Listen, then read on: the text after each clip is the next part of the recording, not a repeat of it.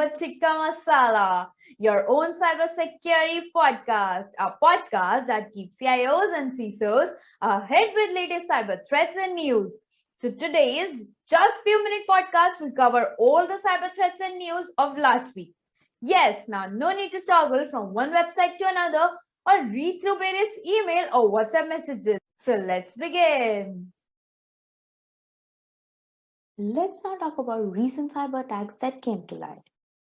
Toyota, Hino, and Daihatsu halt their plant operations in Japan after a major supplier was hit by a suspected cyber attack. The details about the ransomware isn't available yet, and investigation is in progress.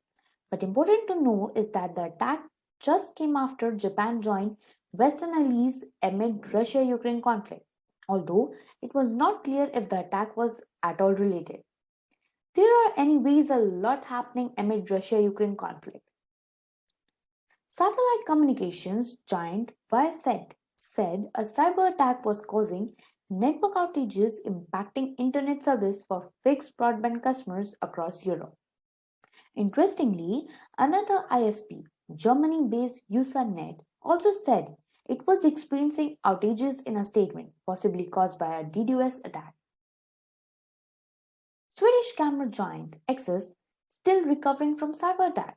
In a message on its website, the Swedish camera giant said it got alerts from its cybersecurity and intrusion detection system on Sunday before it shut down all public-facing services globally in the hopes of limiting the impact of the attack.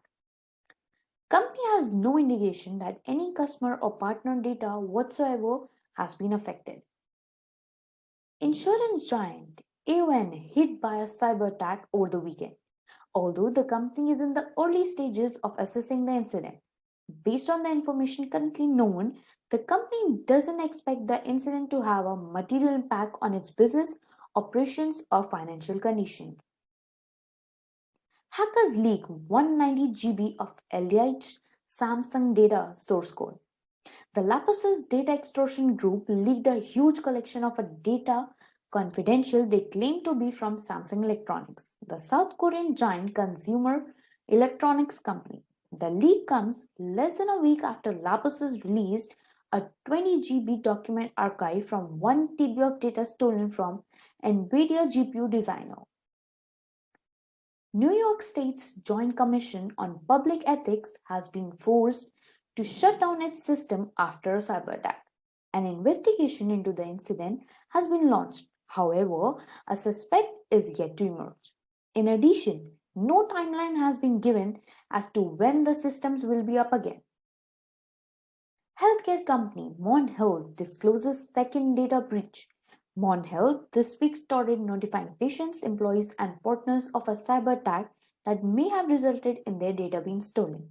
Earlier, the healthcare service provider discovered the incident on December 18, when some of its IT systems were disrupted, but learned of the potential data theft only a couple of weeks later.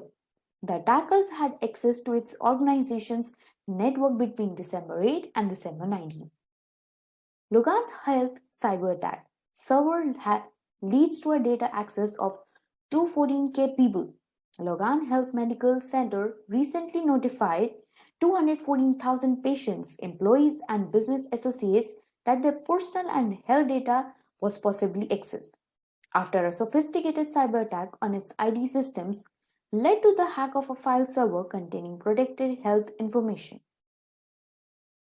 Now let's focus on some of the cyber news that are of importance. Multiple vulnerabilities in Lansweeper ID asset management solution are discovered that could allow an attacker to inject JavaScript or SQL code on the targeted device. Cisco Talos worked with Lansweeper to ensure that these issues are resolved, and an update is available for affected customers. Mozilla Firefox patches 2 in the wild exploits 0-day bugs update now with 97.0.2.